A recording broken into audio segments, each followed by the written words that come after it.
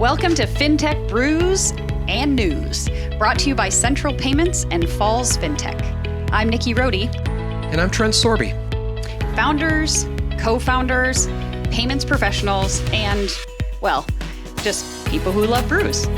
This is a place to get a behind-the-scenes look at unique partnerships and ways to bridge the financial gap between banking, startups, and the entire fintech industry.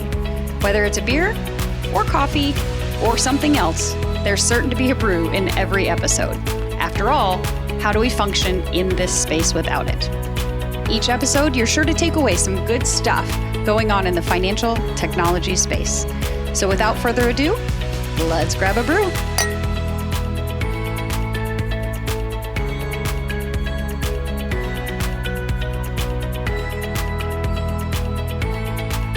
Hey everybody, welcome back to another episode of Fintech Brews. I'm super excited that you tuned in today, and I am with one of my favorite people, Josh Brazier. How you doing? Doing great, thank you. Excited to be here in Sioux Falls. Thanks for joining us. Absolutely. Josh is a good friend of mine, a wonderful entrepreneur that's doing some really cool stuff.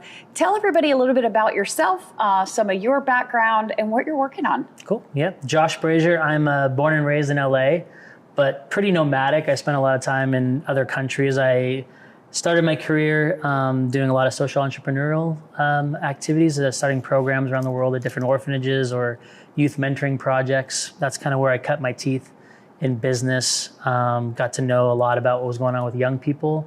And from there, I've started Permiso to kind of solve some of the problems that I saw out there that were affecting the opportunities and the abilities for our young people to make progress in life. So that's one of my favorite things about this gig that I get to do now is meet folks like yourself who have a pathology and a bent towards a certain something. And for you, it happens to be that youth, young adult demographic. So give folks an idea of how that passion has now folded into fintech and what Permiso is. Yeah, absolutely. Fintech and youth mentoring might not seem like it comes together quite naturally. I do a lot of coaching, a lot of mentoring of young people. I'm kind of in the mud with them all the time, kind of helping them solve their problems. And I've just noticed a lot of trends around,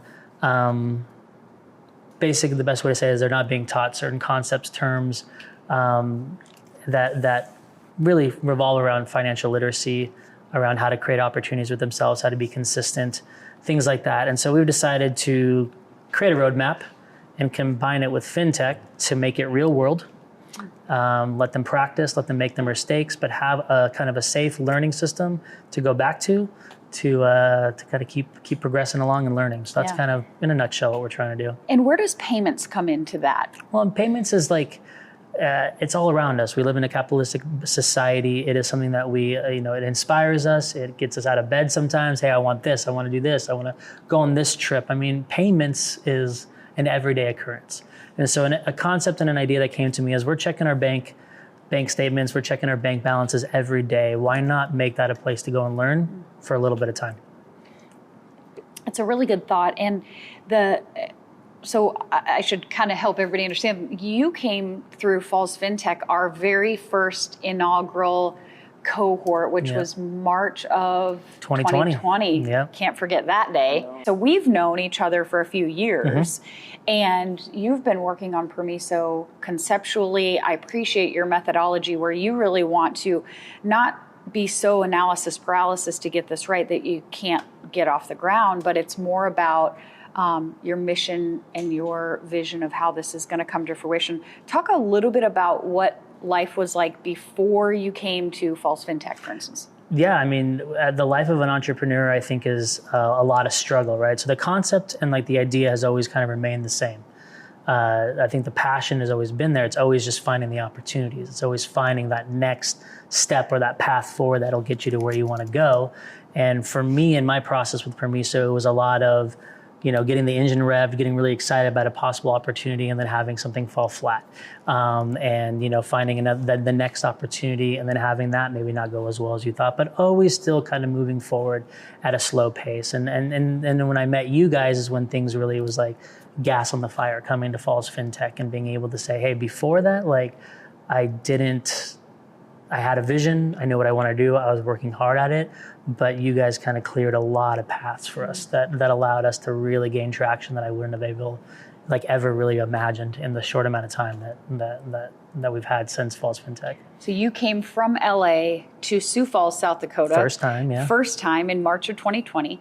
And we're here for a week before we had to send y'all packing. Yep. How did you feel at that moment where you got the gas on the fire, you started to experience what seemed like real momentum, and then it's like, oh, rugs pulled out from under you, or did it seem like that in the moment? In some ways, like I didn't have a lease back in LA. I was going to come back and forth and kind of do maybe the Airbnb thing and just go from there. Those things are all logistical things. That didn't really bother me so much. I think I was most excited about, and that's what I really love about Falls Fintech, are all the connections being in person. I do much better that way. And I haven't done anything mainly online before, but I got used to it, and it still felt like very connected to everybody and all the people that you guys would introduce us to. And we made really strong, phenomenal connections that have, like I said, opened up paths for us that getting us towards launch in September. Yeah. So, yeah. You've been one of kind of a significantly active alumni out of our prior cohort. So in this podcast, we've talked to the audience before in a prior episode about what that pivot was like to go from in-person, planning to be fully in-person, to then virtual. And I really would contend that you helped drive that forward when we did have to go virtual in the first cohort unexpectedly. And meanwhile, you came back to Sioux Falls in the fall of 2020 for Double Demo Day. Yep. Was it a family reunion? What was that like? It was fun. I mean, I didn't even get to see the falls the first time we came here to Sioux Falls. I didn't feel like I really like to go and explore wherever I'm at. Whether it's in a rental car or on a bike, and figure all those different things and just kind of see where I'm living. And I've been able to do that this week, and that's been a lot of fun. But I think that what I felt when I came back, at least in October, was I was really excited to get caught up with where my cohort was, what they were doing, and kind of feel that energy, because I think that's a really big gas tank filler. I don't think that's the right way to say it. But then also see what cohort 2 was doing, what their experience was, and to gather their energy as well, because that's what I felt after October, after demo day, after meeting everybody, what they were doing, their ideas and how they were looking at fintech and all that kind of stuff. I was like, wow, like there's a lot of cool things going on, and this is what Falls Fintech's done, is we brought us all together. So what's transpired with Permiso since you left Falls Fintech? A lot. So, big things, besides having CBKC be our sponsor bank and Central Payments being our program manager, we were able to sign a network agreement deal with Discover. So we'll be on the Discover network. So kind of just getting all of our fintech house in order. That was really cool. But we were also we've partnered with a company out of South Dakota called STEM Fuse that is going to help us with our curriculum and our learning management and getting that out there to tons of students nationwide. So it really not only created everything we needed for fintech, but our marketing strategy. And then I guess the big thing is we're always really big on checking in with the young people. I'm 40 years old. I'm maybe pretty far from being in high school and college, but I work with that population every day. And so did some focus group testing and said, we don't like your name. We don't like your concept. We don't like the way you look and feel right now. We need to so we just kind of went back to the drawing board and rebranded. Was that a little bit like, you're calling my baby ugly? Or were you open not really. to that? I have a professor where I went to school, and he runs an advertising lab within his school, and they're amazing. They win awards. They're the best people. And so I gave them I said, there's no holds barred. There's nothing sacred. Here's what I'm doing.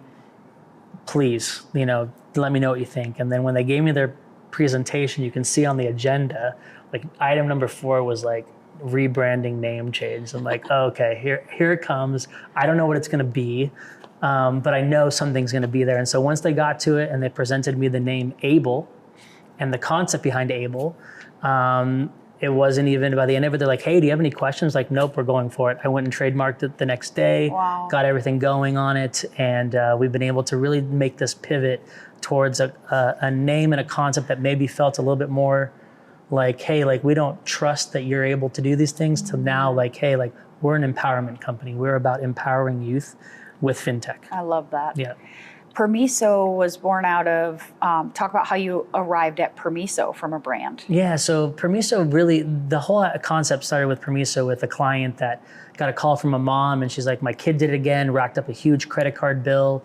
I can't teach him this stuff. Like there's got to be some way to control how my child works in the financial ecosystem, right? Just like in day-to-day spending. And okay, cool. Like we can create that. We can get a card that you can deny purchases and you can teach all these different things. But, and so I just thought of the name, and Permiso was like, hey, maybe we'd like have the parents or the kids need to ask permission to be able to like exist in this financial ecosystem. And that doesn't really resonate much with young people. Maybe it did with parents at the beginning, and maybe that was our target audience at the beginning.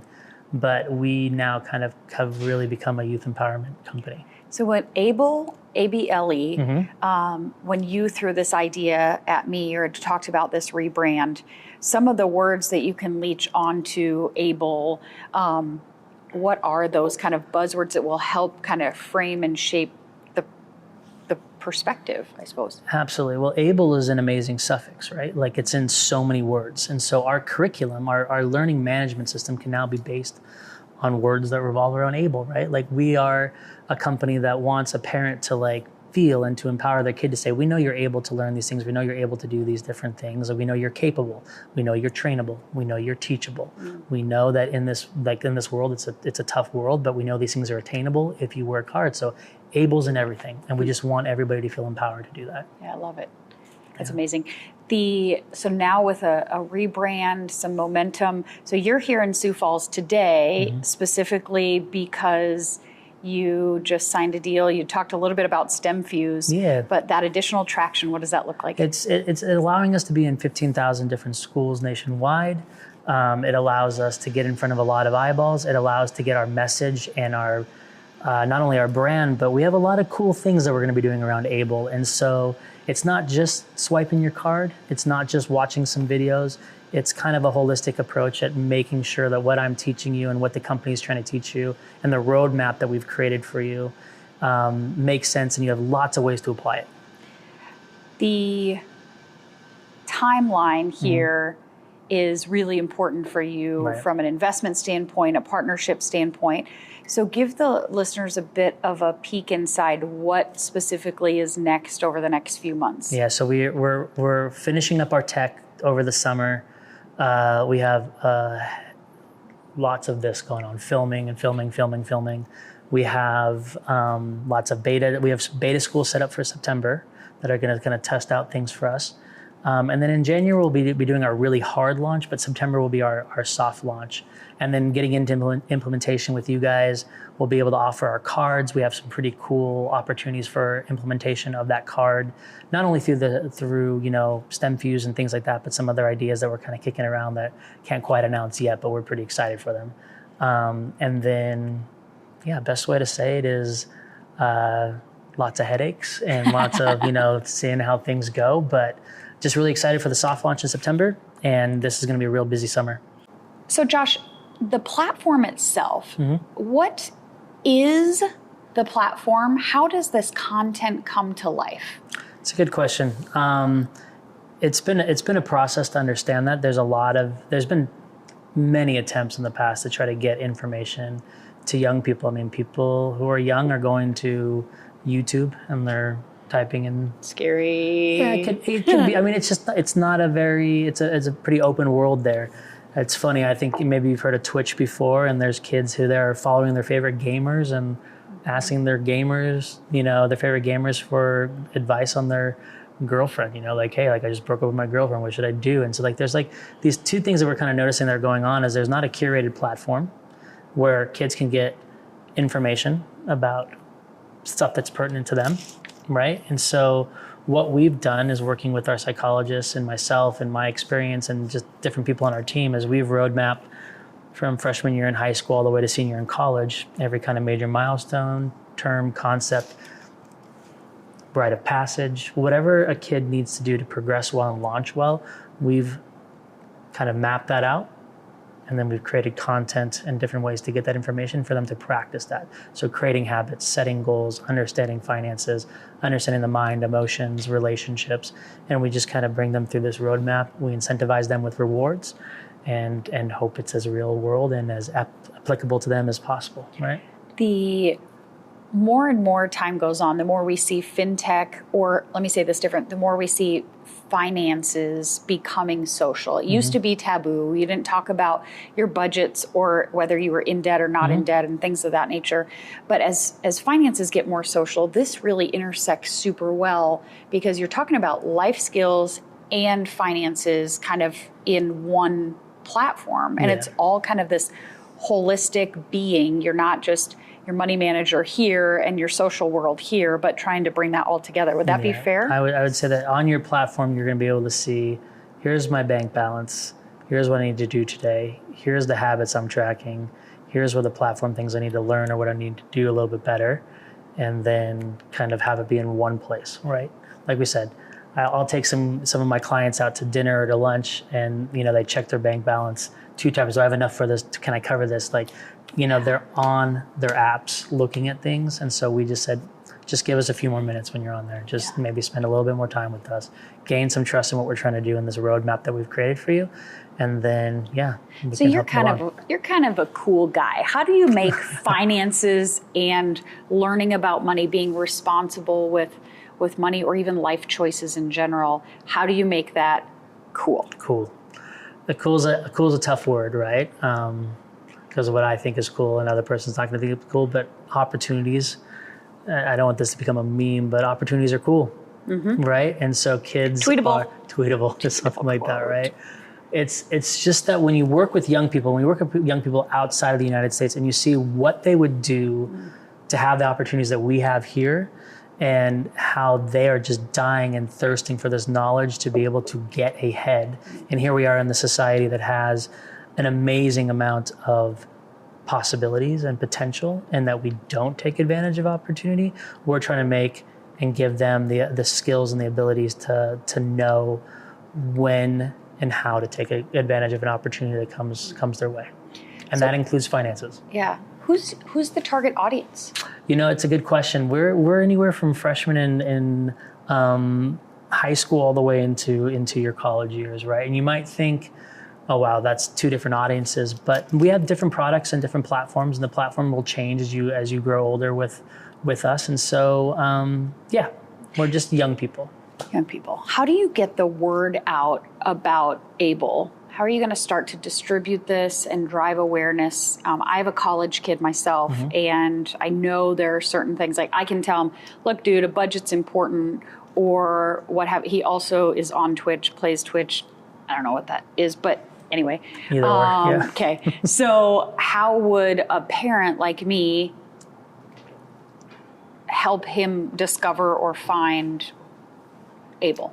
It's a good question. So our website's the Able Roadmap. And so we will have a parent side of the app. And on this parent side of the app, there will be some training videos on things that we find to be very important for parents to communicate to the young people.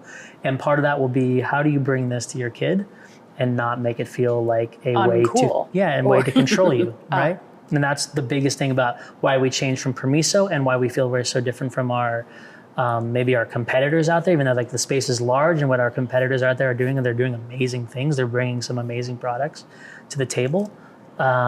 This is where we want our parents to come to the kids and say, hey, we know you're able, you're capable of doing this, basically, and here is an idea. Here's something that you should just go and check out, because on here is a lot of things that you maybe aren't comfortable talking to me about. Maybe you don't have a mentor in your life. Maybe you're not learning it at school. Maybe you can go poke around on this website and see what they can have to offer you, right? Of all the content that you are creating and what the roadmap entails, is there anything that you're most excited to share? Yeah, I'm super excited about all the socio-emotional learning that we have on the site, and the executive functioning, which is just the habit building stuff. But intertwining that with the financial literacy and the opportunity creation makes me really excited. I mean, I feel blessed in my life to have been able to travel the world and take a few dollars and create programs that affected thousands and tens of thousands of people over my career, and teach what it takes to do something like that, right? What keeps you going when you hit these different roadblocks. You talked a little bit about the journey of Permiso, pre-Falls Fintech. We talked about traction after Falls Fintech. But as you hit these different kind of woes or highs and lows, what keeps you going? I think what keeps me going is, so this thing is like my best friend and my worst enemy at the same time. I get phone calls at 2, 3 in the morning from kids that are struggling, who don't feel like life has the opportunity. And so when I get that every day, like my life is pretty complicated in the sense that I'm wearing the CEO hat of Able during the day, and I'm trying to create opportunities for Able. And usually in the afternoon and the evenings, I start working with my clients so I can put some food on the table and keep things going as an entrepreneur. And I'm dealing with a lot of kids that are dealing with a lot of complicated things. And to be able to pull all those things together to give them hope is my thing, right? And so I've got some formulas in my mind, and one of them is just helping them to deliberately practice things, right, is really, really, really important. And then they get that sense of accomplishment from doing something, and that creates hope. And that's a formula that I use all the time with my clients, right? I need to give them hope. And that's what we're trying to do, as cheesy as that sounds, with Able, right? I love it. So, I love it. Yeah. Josh, there's always different entrepreneurs, founders, and startup companies that tune in. What nugget of advice would you give somebody who's maybe just starting into the fintech space, something you've experienced? I think a couple of things come to mind. I think the reason why I've been able to get through the hurdles, and there were some big, what's that? You've been able. I've been able to get through the, yes. So once again, there it is. It's all over the place. I think I was able to get through the hurdles that I was facing. We had some moments where, man, I thought this was going to, everything was certain, right? And then the rug gets pulled out from underneath you, and then you just invested months and months and months and months into something, and your whole world just crashes down. But I had a vision. And like I said, every night when I'm working with my clientele and I'm trying to figure out, how to create opportunities for these people, kept me going, because it's been a few years since I've been working on this idea, and still there's nothing like this out there, right? And so there needs to be something, and we need to try. Yeah. And so if you're grounded in your vision and your mission, and that's what happens in the nonprofit world a lot, is you create your mission statement, your vision, your mission. So that's what motivates you. That's what keeps you going. If you don't have that, if it's just to create a card, like there's plenty of people doing that, but know that well and ground yourself in that all the time. You also talk a little bit kind of even offline here about your, I don't know if insecurity is the right word, but the fact that you're not a tech guy, you're not a technical founder. How did you find your way to this successful path without having that tech experience? How do you navigate that? I've always told my kids or the people that I'm working alongside is, if you don't know, you find the person that does know, right? You find your person. And so we were talking about that a little bit early on, but I knew from the beginning I didn't know jack about fintech, right? I knew that I wanted to influence this area of the world a little bit more. And so this was the best way that I feel like I could do that. And so, I had to find my gym, and I had to find everybody that, you have that I have on my team that has just brought me to a whole nother level. You have to be okay with not knowing, and then finding the person who does know, and then being humble and saying, I don't know. Absolutely. Tell me how, right? So Josh, one thing that's always important to me is, if there's another fintech founder or just entrepreneur listening to this episode, I like to ask what nugget of advice you would give to that person. Specifically, you have such a wealth of knowledge, experience, your social entrepreneurship, so you have this mission meets business mindset. I think that's wildly valuable. But what would you have for a founder? I think a couple of things. Just because you don't know the industry, I've never been in banking before. Even still for myself, I had to learn so much about financial literacy, about the different aspects that we're bringing in our modelings and our formulas. Don't be afraid of what you don't know. And don't be afraid just because you don't know the industry. I didn't know fintech at all, but I found people to help me. And those people will find their way into your life. So don't ever have it be like, I'm a non-technical founder. I don't know tech. I don't know any of that, but I know youth, and I know young people, and I know what they need. And so for me, it could have been easy for me to be like, that's a great idea, but I don't know any of that stuff, so I should probably stay super far away from it. So don't just lean in, just go in, and you'll find your person. And I found those people like you guys. And you know, I've got my team. Yeah. And they help me. You do well. You won the Maria Forrest Award for Falls Fintech Cohort 1, which we call our Perseverance Award, because you persevere, you push through, and when the going gets tough, I've always found you to get tougher. Yeah. So I think that advice is really sage, to not expect so much of yourself, but find your team, right? You can. I mean, life is all about learning. And so, you know, all these things are just opportunities for growth, opportunities for learning. If you can look at it that way, then you don't make mistakes. You just learn more, right? Yeah. So. Josh, I think that is seriously some valuable, you see what I did? There you go. That's good. Good job, Nikkee. That was really valuable advice. Thank you so much for that. And, you know, something that a lot of our listeners may or may not know, not only were you a first cohort of Falls Fintech participant, but as we were shaping this thing out, you helped us formulate how to think about who we were trying to serve as Falls Fintech, what our approach should be. And we landed on real substance, real connections, and real opportunity. And one might say, drop the real. What's so important about that? Keep it crisp and clean, call it substance, connections, and opportunity. But you inspired us to think about the real. Do you remember that conversation? Yeah, I remember you texting me and saying if I had any ideas. And I think that as an entrepreneur, you get strung along so much and things seem better than they can. Yeah, just too good to be true, all that kind of stuff. And when I met you guys at Money 2020 in October of, 2018? 19. I think it was probably 18, right. Yeah, because I was still fundraising a lot. Yeah, I mean, I think that's what I felt about you guys, is that you can't take the real out of it, because this felt like a safe place for me to go and learn some stuff. And so that was important. We talked about authenticity and how important it is to be authentic.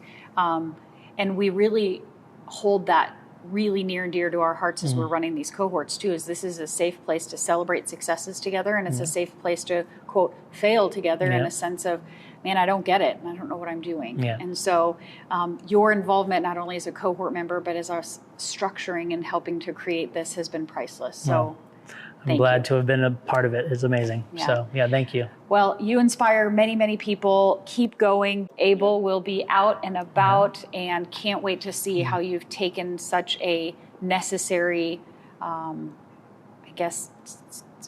life skill and service and need for our community and our young next generation, and combine that with financial literacy. Really important. So I'm excited to have it out there. I mean, it's been a long time coming. Here we go. Yep, exactly. There we go. Thank you, Josh. Yeah, thank you. Thanks, everybody, for tuning in. We'll see you next time. Yep. Take care. There you have it. We hope you enjoyed this episode of Fintech Brews and News. Keep up with all the content and cool stuff happening at Falls Fintech and Central Payments by checking out our website, our YouTube channel, LinkedIn, and Twitter. Subscribe to this podcast so you don't miss out on our next episode. I'm Nikkee Rhody. And I'm Trent Sorby. See you next time. Cheers.